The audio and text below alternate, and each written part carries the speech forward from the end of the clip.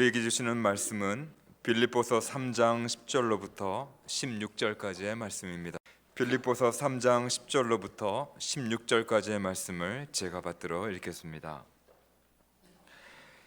내가 그리스도와 그 부활의 권능과 그 고난의 참여함을 알고자 하여 그의 죽으심을 본받아 어떻게 해서든지 죽은 자 가운데서 부활에 이르려 하노니 내가 이미 얻었다 함도 아니요 온전히 이루었다 함도 아니라 오직 내가 그리스도 예수께 잡힌 바 된 그것을 잡으려고 달려가노라. 형제들아, 나는 아직 내가 잡은 줄로 여기지 아니하고 오직 한 일, 즉 뒤에 있는 것은 잊어버리고 앞에 있는 것을 잡으려고 표대를 향하여 그리스도 예수 안에서 하나님이 위에서 부르신 부름의 상을 위하여 달려가노라. 그러므로 누구든지 우리 온전히 이룬 자들은 이렇게 생각할지니 만일 어떤 일에 너희가 달리 생각하면 하나님이 이것도 너희에게 나타내시리라. 오직 우리가 어디까지 이르렀든지 그대로 행할 것이라. 아멘. 할렐루야. 찬양대 고맙습니다. 주님의 성탄을 기다리는 대림절의 막바지에 이르렀습니다. 또한 한 해를 마무리하는 시점입니다. 우리가 여기에 오기까지 우리 각자는 각각 치열한 삶을 살고 있을 줄로 압니다. 이러한 치열한 삶 때문에 성탄을 대망하는 기대와 기쁨보다는 아마 가정이나 일터 그리고 인생의 미래를 염려해서 불안과 걱정이 가득한 분들도 많이 있을 줄로 압니다. 생각을 해보면 이 편지를 쓰고 있는 전도자 바울의 삶은 그 어떤 사람들보다 수십 년을 전도자로 살면서 누구보다 많은 시련과 고단한 삶을 살았던 인생입니다. 이 감옥에서 보내는 바울의 편지를 통하여 치열한 삶 가운데 걱정과 염려가 많은 분들에게 위로의 말씀으로 전하고 있습니다. 고린도후서 11장을 보면 바울은 자신의 치열한 삶을 이렇게 고백합니다. 사람들로부터 끊임없이 배척당하고 수많은 매를 맞고 옥에 갇히고 여행하면서 수많은 위험과 자신의 동족 유대인들뿐만 아니라 이방인 모두에게 배척을 당하고 굶주리고 춥고 헐벗고 심지어는 자신이 개척한 교인들의 실망스러운 모습 때문에 마음이 억눌려 살아왔던 인생이라고 그렇게 고백을 합니다. 드디어 감옥에 갇혀서 이제 죽을 날을 기다리는 바울의 처지가 되었습니다. 이러한 상황에서도 오늘 말씀을 보면 바울은 삶의 의지를 보여줍니다. 이 삶의 의지를 보여주는 것이 11절 말씀을 보면 어떻게 해서든지 이런 표현을 쓰고 있습니다. 헬라어 에이포스라는 말은 어떻게 해서든지 반드시 꼭이라는 말의 뜻을 가지고 있습니다. 삶의 의지를 보여주는 말입니다. 고난을 겪고 심지어는 죽게 될지라도 자신은 반드시 어떻게 해서든지 부활의 영광에 이르려고 산다고, 지금 여기에 있다고 삶의 의지를 바울은 보여줍니다. 요즘 사람들이 하는 말이 있습니다. 옛 사람보다는 지금의 사람들이 삶의 의지가 매우 약해졌다고 그렇게 스스로 말합니다. 과거의 옛 어른들은 가난과 역경 속에서도 삶의 의지가 대단했습니다. 10명의 자녀, 많은 자녀를 낳았을지라도 그 자녀가 결코 굶어 죽을 것이라고 생각했다면 결코 낳지 않았을 겁니다. 많은 자녀를 낳았다 할지라도 그 자녀들은 각각 자기의 인생의 밥그릇을 챙기면서 살 수 있다고 믿었기 때문에 많은 자녀, 후손을 많이 낳는 것이 복된 인생이라고 생각을 했습니다. 실제로 그 모든 자녀들이 각각 자기의 인생의 몫을 하면서 자기 밥그릇을 먹고 살아가는 것이 그 자녀들입니다. 모든 자녀가 대학을 가야만 살 수 있다고 생각하지 않았습니다. 배운 자녀들은 배운 자녀로서 배워서 살고 못 배운 자녀들은 못 배운 대로 자기의 인생 몫을 하면서 지금도 살고 있기 때문에 우리 사회가 이렇게 지금 존재하고 있습니다. 부모가 다 넉넉해서 다 대학 간 것이 아니라 적어도 어떤 자녀들 가난하지만 공부에 대한 열정이 있어서 고학을 해가면서 돈을 벌면서 시간은 걸리더라도 대학에서 공부를 한 그런 사람들도 많습니다. 물론 시대가 달라져서 이제 금수저를 물고 태어난 사람은 더 좋은 대학에 가게 된다고, 그것도 일부 사실은 맞지만 그것만이 모든 것을 말하는 진실은 될 수가 없습니다. 자신의 열정이 있고 재능과 의지가 있으면 인생의 길이 없는 것은 결코 아니라고 생각합니다. 중요한 것은 삶의 의지입니다. 신앙도 때로는 우리에게 의지가 필요한, 하나님의 은혜를 주셔서 우리가 신앙생활을 하지만 그 은혜에 응답해서 내가 얼마나 신앙생활에 의지가 있느냐에 따라서 더 나은 신앙이 되기도 하고 성장하고 성숙해가는 그런 것을 보게 됩니다. 의지와 노력도 중요합니다. 바울의 인생을 보면 자신의 과거와 현재와 미래를 이어가고자 하는 삶의 의지가 대단했습니다. 어떻게 해서든지, 이 표현을 쓰는 것을 보면 그의 의지가 얼마나 대단한지를 보여주고 있습니다. 본 말씀을 보면 바울의 의지가 어떤 것인지를 보여주는데, 첫 번째는 바울은 과거와 함께 살아가는 그런 의지를 보여줍니다. 흔히 과거에 얽매여 있는 사람들에게 우리가 권면하기를 과거를 잊어라 그렇게 권면합니다. 과거의 상처 혹은 불행, 아픔 때문에 현재를 제대로 살지 못하는 사람을 보면 우리가 안타까워합니다.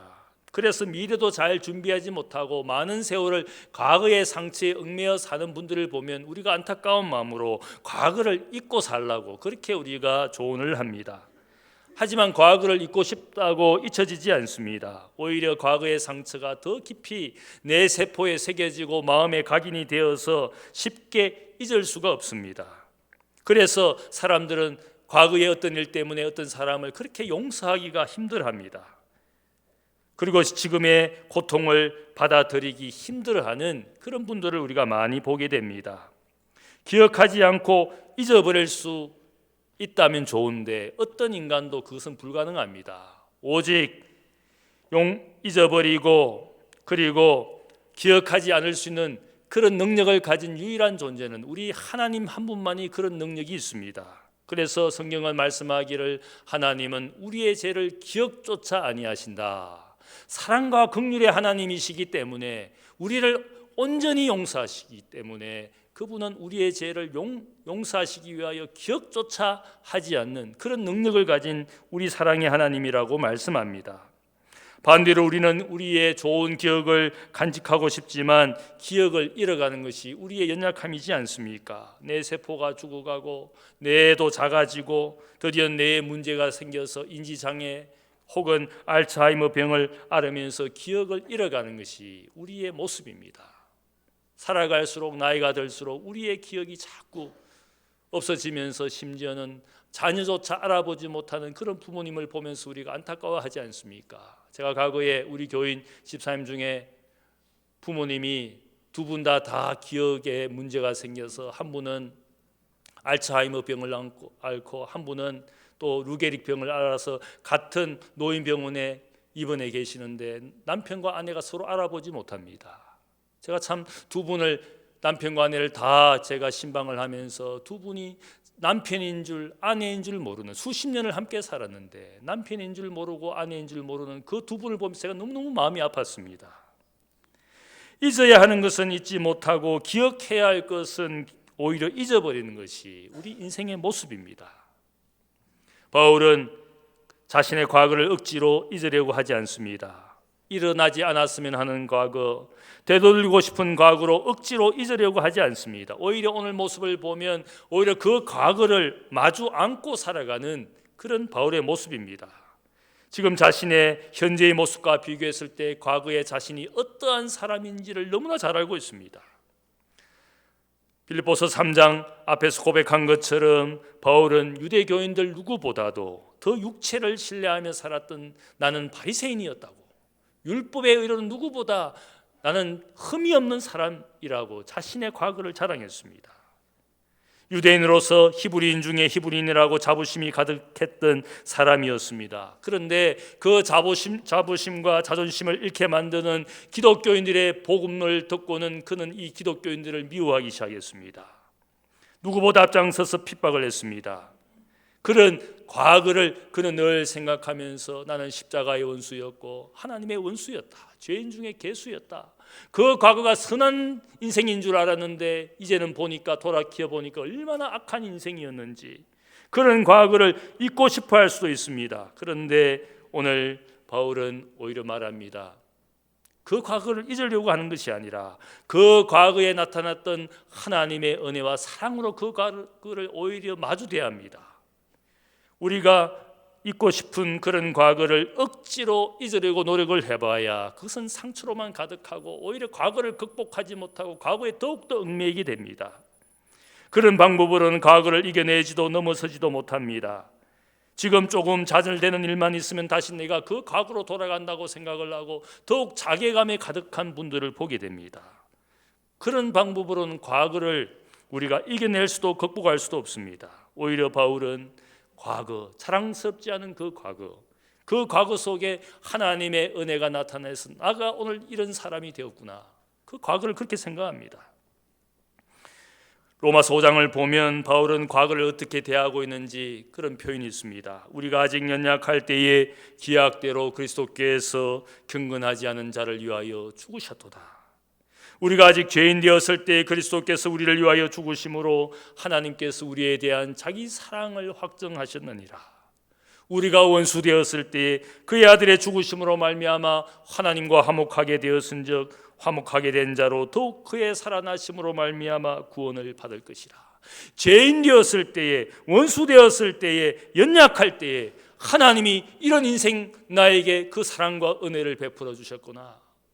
악한 과거, 악한 인생이었지만 그 은혜, 그 사랑을 그때 보여주셨기에 오늘 내가 여기에 존재하는구나. 나의 나 된 것은 하나님의 은혜구나. 과거를 잊을 수는 없지만 그 과거 속에 나타난 하나님의 은혜를 생각하면서 그는 좌절과 트라우마 가득한 것으로 이 사실을 고백하는 것이 아니라 과거에 나타난 하나님의 은혜를 감사한 목소리로, 상처 가득한 목소리가 아니라 감사의 목소리로 과거를 고백합니다. 다메섹 도상으로 기독교인들을 박해하러 가는 그 도중에 부활의 주님을 만났습니다. 사울아 사울아 너가 어찌하여 나를 핍박하느냐. 주여 누구이십니까? 나는 네가 핍박하던 예수니라. 부활의 주님을 만난 그 과거의 은혜의 사건이 그의 인생을 바꾸었습니다. 그의 수십 년의 세월이 지났지만 그는 이 과거를 늘 기억합니다. 권력자 앞에서 신문 받을 때마다 사도행전 22장이나 26장을 보면 이 이야기를 다시 합니다. 내가 주님을 만났습니다. 나 같은 인생에게 주님께서 나타나셔서 나를 바꾸셔서 이제는 소명의 삶을 지금까지 살고 있습니다. 이 복음을 위하여 내가 이렇게 수고하는 인생이 된 것은 그런 과거, 악한 인생으로 살던 그 과거에 나타나신 주님의 은혜로 말미암아 내가 이렇게 된 것이니까, 고백할 때마다, 변론할 때마다 이 과거를 그는 고백합니다. 상처가 많아서, 트라우마가 있어서 그 과거를 이야기하는 것이 아니라 너무 감사하기 때문에 우리는 과거와 함께 살아가야 됩니다.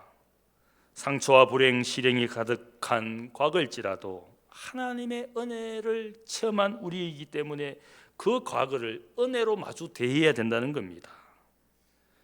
주인으로부터 많은 빚을 탕감받던 종이 돌아가서 자기에게 작은 빚을 진 그 동료 종을 학대하고 갚으라고, 빚을 갚으라고 드디어는 감옥에까지 보내었습니다. 이 이야기를 전해 들은 주인은 자신으로부터 탕감할 수 없는 그런 많은 빚을 용서해 준 그 종이 그런 악한 짓을 했다는 사실을 알고 주인이 분노했습니다. 그 종을 불러다가 내가 갚을 수 없는 많은 빚을 탕감해 주고 용서해 주었는데 너는 과거의 그 모든 은혜와 사랑을 다 잊어버리고 지금 너가 그렇게 행하는 모든 모습이 과거를 잊어버린 인생이다. 그를 향하여 너의 인생이, 너도 빚을 다 갚을 때까지 그러면 감옥에 한번 있어보라. 과거를 잊어버렸기 때문에 현재와 미래가 불행하게 된 종의 이야기를 주님께서 비유로 남기셨습니다. 이 말씀의 의미는 받은 은혜, 받은 과거, 그 은혜와 사랑을 받은 그 과거를 우리가 잊지 말아야 된다는 것입니다. 은혜를 우리가 생각하고 과거의 그 모든 일들이 하나님의 은혜 가운데 오늘 내가 여기에 있는 것이구나. 그래서 우리가 과거를 은혜로 마주 대하고 살아가야 된다는 겁니다. 두 번째로 바울의 의지는 현재 가운데, 고난 가운데도 살아가는 그의 모습을 보여주고 있습니다. 10절 말씀을 보면 내가 그리스도의 부활의 권능과 그 고난의 참여함을 알고자 하여 그의 죽으심을 본받아 어떻게 쓰든지 죽은 자 가운데서 부활에 이르려 하노라. 여기에 보면 바울은 지금의 자신의 처지가 고난받는 시련의 과정이라고 생각을 하는데 이 고난을 할 수 없이 당하는 고난이라고 말하지 않습니다. 오히려 내가 지금 당하는 이 현재의 고난은 그리스도의 고난에 참여하는 과정이고 드디어는 이 고난을 그렇게 우리가 받아들일 때 나는 이제는 주님의 죽으심도 본받는 고난에 오히려 적극적으로 참여하는, 어떻게 했으라도 주님의 죽음까지 본받아서 부활의 영광에 이르려 한다.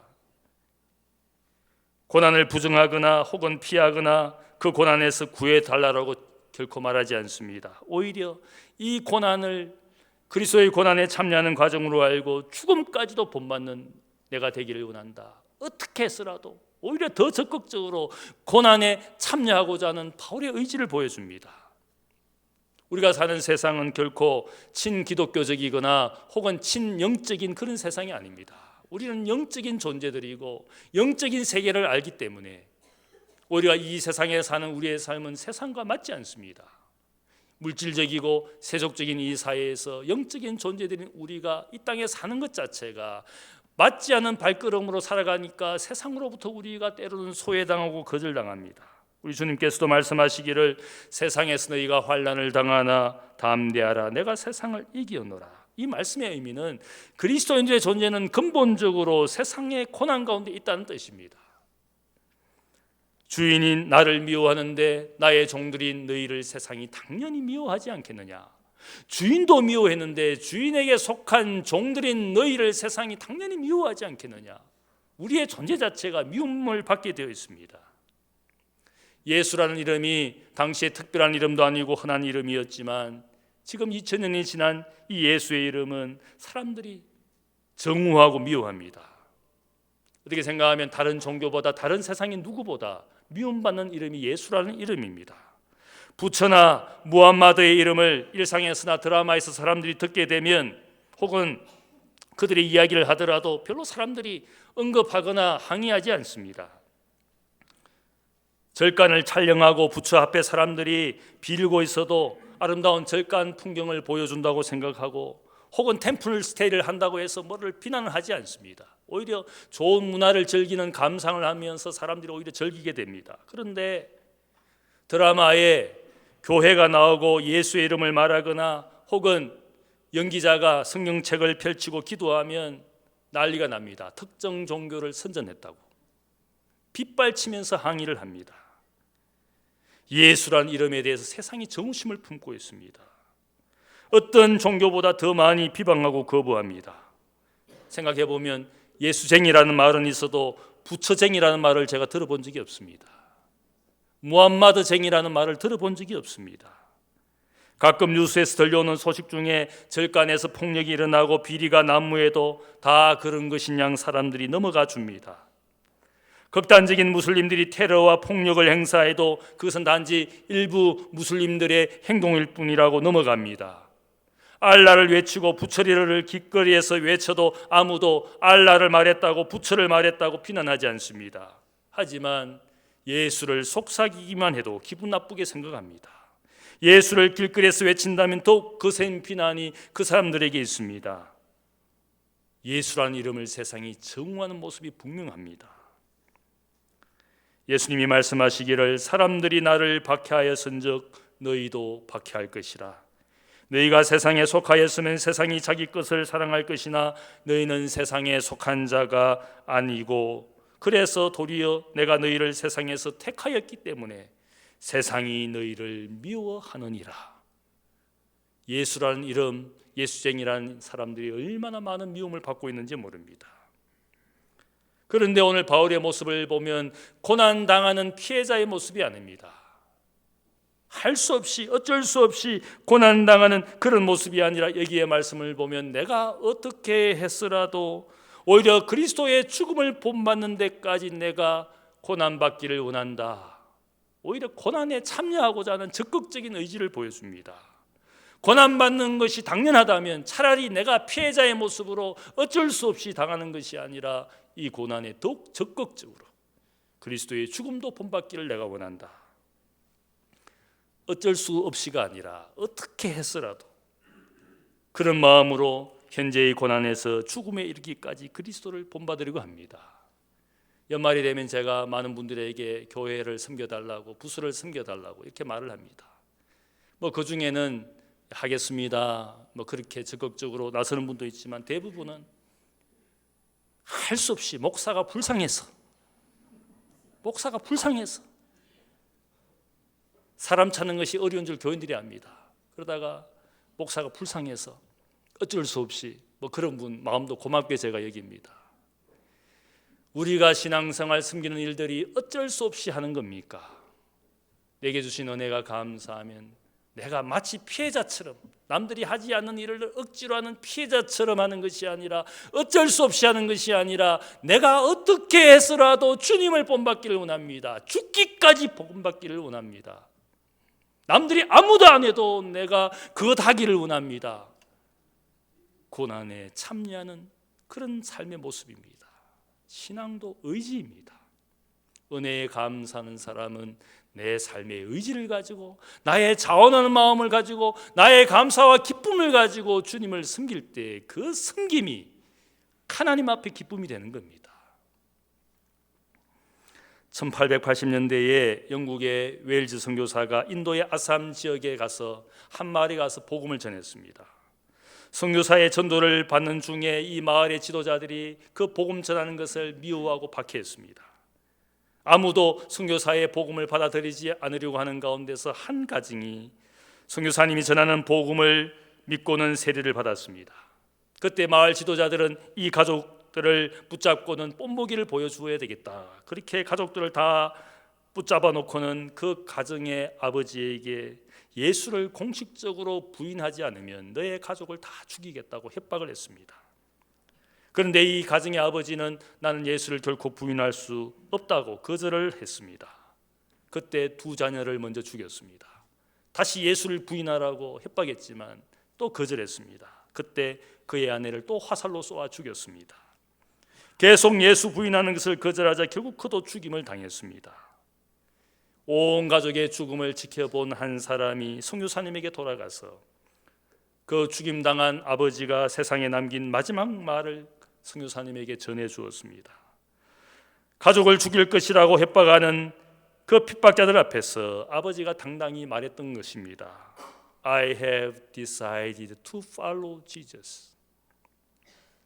자녀를 죽이고 나서 다시 예수를 부인하라는 말에 또 대답합니다. The world can be behind me, but the cross is still before me. 이렇게 대답을 했습니다. 결국 자신의 아내도 화살에 맞아 죽는 것을 보면서 예수를 부인하라는 말을 또 거절하면서 또 고백합니다. Though no one is here to go with me, but still I will follow Jesus. 이렇게 마지막 말을 남겼습니다.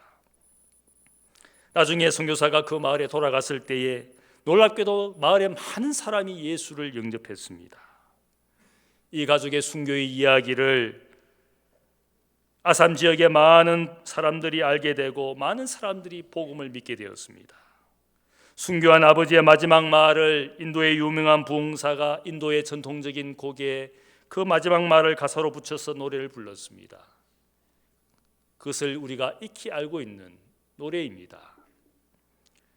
주님 뜻대로 살기로 했네. 주님 뜻대로 살기로 했네. 주님 뜻대로 살기로 했네. 뒤돌아서지 않겠네.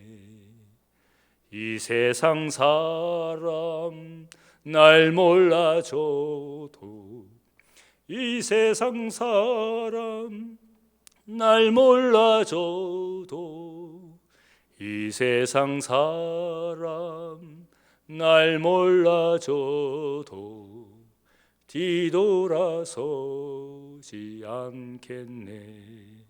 세상 등지고 십자가 보내. 세상 등지고 십자가 보내. 세상 등지고 십자가 보내. No turning back, no turning back. 우리 다 같이 한번 불러보겠습니다. 주님 뜻대로 살기로 했네. 주님 뜻대로 살기로 했네. 주님 뜻대로 살기로 했네. 주님 뜻대로 살기로 했네. 뒤돌아서지 않겠네. 세상 등지고 세상 등지고 십자가 보내. 세상 등지고 십자가 보내. 세상 등지고 십자가 보내. 뒤돌아서지 않겠네. 바울은 현재의 고난을 기쁨으로 받아들였을 뿐만 아니라 더욱 의지적으로 내가 어떻게 해서라도 그리스도의 죽음조차 본받기를 원한다고, 죽기까지 본받기를 원한다고, 억지로가 아니라 진정한 기쁨으로 지금의 고난을 받아들이면서 오히려 더 적극적으로 고난에 참여하기를 원한다고. 사도 베드로는 고난받는 그리스도인들에게 권면을 했습니다. 사랑하는 자들아, 너희를 연단하려고 오는 불시험을 이상한 일 당하는 것 같이 이상히 여기지 말고 오히려 너희가 그리스도의 고난에 참여하는 것으로 즐거워하라. 이는 그의 영광을 나타내실 그때에 너희로 즐거워하고 기뻐하게 하려 함이라. 만일 그리스도인으로 고난을 받으면 부끄러워하지 말고 도리어 그 이름으로 하나님께 영광을 돌리라. 어떻게 해서든지 끝까지 참고 견디고 달려가도록, 그렇게 바울이 우리에게 그 의지로 권면하고 있습니다. 세 번째로 바울의 의지를 보면 미래를 향해 끊임없이 달려가는 모습을 보여줍니다. 13절 말씀을 보면 나는 아직 잡은 줄로 여기지 않는다. 아직 내가 믿음의 경주를 다했다고 생각하지 않는다. 오히려 나는 뒤에 있는 모든 것은 잊어버리고 앞에 있는 것을 잡으려고 저 표대를 향하여 달려간다. 이렇게 고백합니다. 바울이 여기에서 잊어버린다는 것이 뭡니까? 무엇을 잊어버린다는 것입니까? 불행한 과거를 잊어버린다는 뜻이 아니라 자신이 지금까지 복음과 주님을 위하여 수고한 모든 것을 말합니다. 수고한 모든 것 말하자면 잘난 과거입니다. 누구라도 인정할 수밖에 없는 그런 과거, 자랑스러운 과거입니다. 내가 여기까지 이만큼 수고했으니까 사람들이 알아줄 수밖에 없는 이 위대한 사도의 삶을 살았으니까 남들도 다 인정해 줄 수 있는 그런 과거입니다. 부끄러운 과거가 아니라 잘난 과거, 그 과거를 내가 다 잊어버리고 싶다. 내가 다 뒤로 넘기고 잊어버리고 나는 여전히 주님 앞에서 달려가야 된다. 앞에 있는 표대를 향하여, 꼬린 지점을 향하여 위에서 부르신 하늘의 상을 바라보며 내가 사는 것이다. 내가 왜 다 지금까지 살아왔던 것들을 다 잊어버린다 그럽니까? 그것은 다 어떻게 생각하면 사람이 인정해주고 누군가로부터 인정받는 세상의 명예, 인기, 영광일지는 모르겠습니다. 세상의 인기, 인정, 영광 그거 다 필요 없고 나는 하늘에서 부르신 하나님의 상을, 내가 세상의 것을 취하려고 여기까지 열심히 살았던 것이 아니라 여전히 나는 하늘의 부르심을 바라보며 그 상을 받기 위해서 달려갈 뿐이다. 사람들은 인정받고 칭찬받고 싶어합니다. 목사님 왜 칭찬해 주지 않아? 제가 칭찬에 인색합니다. 제가 생기먹은 것이 그렇습니다. 목사님 자꾸 칭찬해 주지 않아가지고 화만 낸다고. 목사 칭찬 그거 뭐 그렇게 중요합니까? 다 필요 없습니다. 주님 칭찬 받으면 되는 겁니다. 사람들이 내 수고와 내 봉사를 인정해 주지 않는다고 마음 상해가지고 그럴 필요 없습니다. 제가 그렇다고 못된 인간입니까? 못돼 빠져가지고 칭찬 안 해주는 겁니까? 현재의 삶에 만족해라. 더 이상 일하지 않아도 돼. 나는 많이 했어. 우리의 성장을 방해하는 사탄의 메시지입니다. 지금까지 굉장히 수고한 거야. 누구보다 열심히 살고 봉사한 거야. 이제 그만해도 괜찮아. 충분히 했어. 너 나이를 봐. 네가 지금 해야 될 군번이야. 다른 사람들이 해야 되지. 우리의 경주를 달려가는 것을 멈추게 하는 사탄의 속삭임입니다. 달려갈 것을 멈추라고 말한 적이 없습니다. 바울은 수많은 시련 가운데서도 누구보다 열심히 일하고 살았습니다. 이제 감옥에 갇혔으니까 살 날도 많지 않습니다. 그만 달려가도 됩니다. 충분합니다. 남들도 다 위대한 사도로 인정해 줄 수 있는 시간입니다. 달려갈 수도 없습니다. 만족해. 그만 달려갈 거야. 안 할 거야. 충분해. 그런 말을 하지 않습니다. 여기까지 충분히 했다고 생각할 수 있지만 바울은 그렇게 말하지 않습니다. 내가 세상 것을 잡으려 했다면 지금까지 한 것으로 충분할 것입니다. 하지만 앞에 있는 십자가를 바라보며 나는 오늘도 달릴 것이고 내일도 달려갈 것이고 마지막까지 달려갑니다. 세상 것에 내가 만족하지 않기 때문에, 세상 인정에 내가 만족하지 않기 때문에 나는 달려갈 겁니다. 위에서 부르신 하나님의 상을 바라보며 주님이 오시는 날까지 내 죽음의 시간까지 달려갈 겁니다. 인생 70, 80 되었다고 그만 달려갈 겁니까? 그만 일할 겁니까? 그만 봉사할 겁니까? 그만 기도할 겁니까? 하나님이 그렇게 원하지 않습니다. 감옥에 갇혀 내일 죽을지도 모르는 바울의 인생이었지만 나는 달려갑니다. 뒤의 것은 다 잊어버렸습니다. 인생의 주인이신 주님 앞에 서게 되어 그분이 내 인생에 말씀하실 때까지 나는 달려갈 겁니다. 잘하였도다 착하고 충성된 종아, 너가 적은 일에 충성하였으니 내가 많은 것을 너에게 맡기리니 너 주인의 즐거움에 참여할지어다. 그 말씀 들을 때까지 달려가야 되는 겁니다. 목사의 칭찬, 누군가의 인정 별로 중요하지 않습니다. 칭찬받고 그만할 겁니까? 주님이 우리의 인생의 수고를 인정하시고 칭찬하실 때까지, 주인의 즐거움에 참여할 때까지, 위에서 부르신 하나님의 상을 받을 때까지, 내 죽음이 올 때까지, 주님이 오실 때까지 지금도 달려가야 되는 겁니다. 인생의 나이, 인생의 재능, 능력 별로 중요하지 않습니다. 1달란트, 5달란트, 10달란트 별로 중요하지 않습니다. 너가 과연 맡긴 것에 감사해서 수고했느냐, 그것을 보시는 주님입니다. 어떻게 해서든지 마지막까지 달려가시는 성도가 되시기를 주님의 이름으로 축복합니다.